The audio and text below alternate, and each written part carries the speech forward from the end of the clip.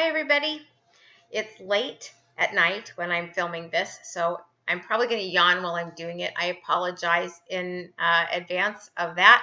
But I had a few last minute things I wanted to say to you about our topic 6 on writing a city ordinance. First of all, I really hope that you kind of enjoyed wrestling around with that form of law to see exactly what it involves and get on top of what the pieces are in a city ordinance and why. If you can do that, then you will be better prepared to read the actual laws that are out there and know how they were constructed and interpret them more accurately. Also, I appreciated the thought that you guys gave to not only your ideas for conservation or runoff or whatever your topic was, but also the ramifications of your ideas, the indirect effects, and a little bit about the politics of coming up with some of your ideas that might have been politically unpalatable, and how do you get around that sort of thing.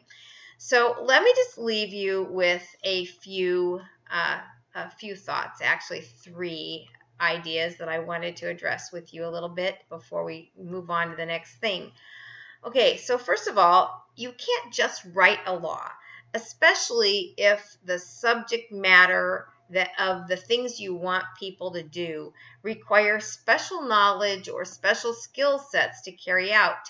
You have to also make sure that the people who are following the law have access to the kind of information and education that would enable them to carry out the law.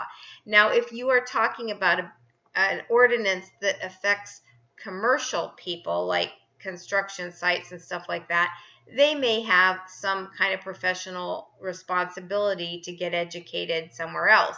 But if you're talking about something for residents, you might very well have to put together an educational program to go with your ordinance if you want it to have any impact.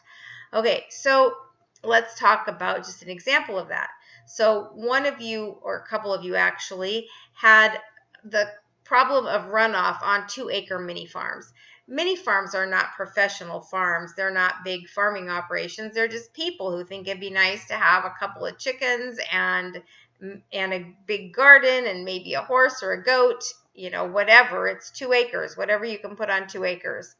Anyway, probably most of those people know something about gardening, but they probably don't know how to reduce runoff. They're not engineers, right? And so if you're going to require them to reduce runoff, you might want to give them an opportunity to get educated about how they can reduce runoff. And while you probably can't mandate that everybody living on a 2-acre mini farm take it, you could, in fact, perhaps require someone who's already been cited for a violation to attend a class on runoff, kind of the same way we require people who have too many automobile violations attend driving school. So maybe in a class like that, whether people come to it voluntarily or they violate the ordinance and are ordered to it by a judge, could teach about how to create water basins to catch water, how to create berms. Those are those, where you've landscaped up a pile of dirt around the edge of a grassy area so that water can't run out of the water area. How other ways to capture water, whether it's through rain gardens or ditches or whatever. So anyway, that kind of thing you have to be prepared to educate along with regulating. Okay, now let's talk about incentives. I think we have talked about incentives in other topical units. We talked about whether or not voluntary work regulation, self-regulation works, and we saw that in a lot of cases it doesn't. But sometimes when coupled with really good incentives, it could be more effective.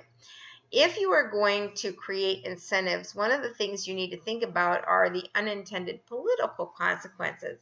Because if you give an incentive to some people, then other people may feel like that's not fair. So One example I think of this in our work this week is somebody suggested prorating water bills to avoid an economic injustice to people with less money. And putting aside for the moment whatever kind of clerical issues there would be in trying to figure out who makes how much money and how much to collect, because that's, income is very private information. There are probably going to be some arguments by people who don't like it that somebody's water is cheaper than their water. And one thing that they might argue is that if you bring the cost of water down, you're actually encouraging people to use more of it. The same way, if something is less expensive, you might be inclined to buy more of whatever that is. I'd probably buy more pistachios if they weren't $12 a pound, right? As it is, I come home with a little bag like this, but if they were only $3 a pound, I'd be inclined to get a big bag, right? So same kind of thing. If you lower the price of water, maybe people would use more. I don't know if that would or would not be true, especially if you coupled it with some kind of conservation education, but why not avoid that political argument by creating a pricing structure that rewards anybody for conservation? How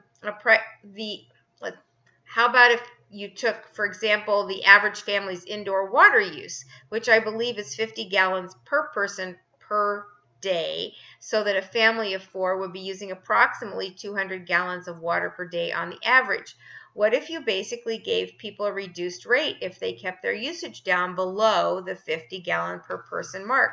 Then anybody, no matter what, would feel like they had a way to bring their own bill down, and they would be less argumentative about the prorated, the income appropriate bills for people that didn't have as much money. All right, so last but not least, I have to say my jaw dropped when I read that one of you outlawed car washing entirely and established a $100 fine for being caught washing your car. When you are creating ordinances, you do need to think about ways to solve the problem, but also as a practical matter, you might need to think about the way citizens, or I think in this case it was development residents, are going to react. So ultimately, everybody's got to wash their car sometime, right? Because it's bad for your paint, and if your paint gets destroyed, the value of your car gets destroyed. Plus, people get very, a lot of people are very proud of how they keep their cars. Not everybody, but a lot. And you can have some people who are really reacting poorly to the idea that they could never wash their car. They're going to protest. They might make sure you're not reelected. Any ordinance has to pass the citizens know in their heart that it's right test.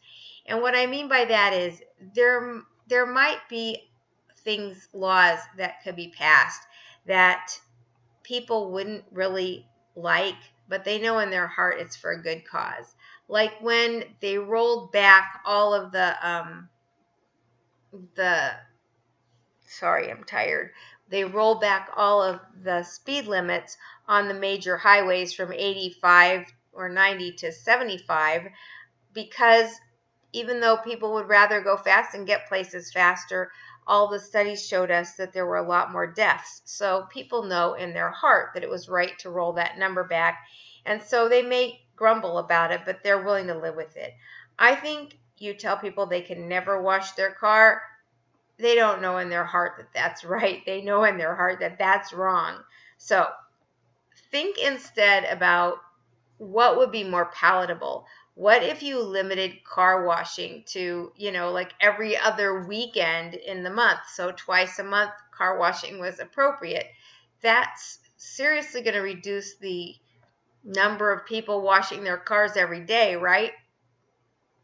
Anyway, you've just got to find something more realistic that people will live with. I do have to say that I did love some of the other penalties you guys came up with, and possibly my favorite of all of them was being grounded from using the complex swimming pool. I thought that would work, especially in the summer when people want to use the swimming pool. If failure to conserve kept you out of the pool, I think you'd work really hard to conserve. Okay, folks, that's all I have to say. Overall, you did great work, and I will see you on the board.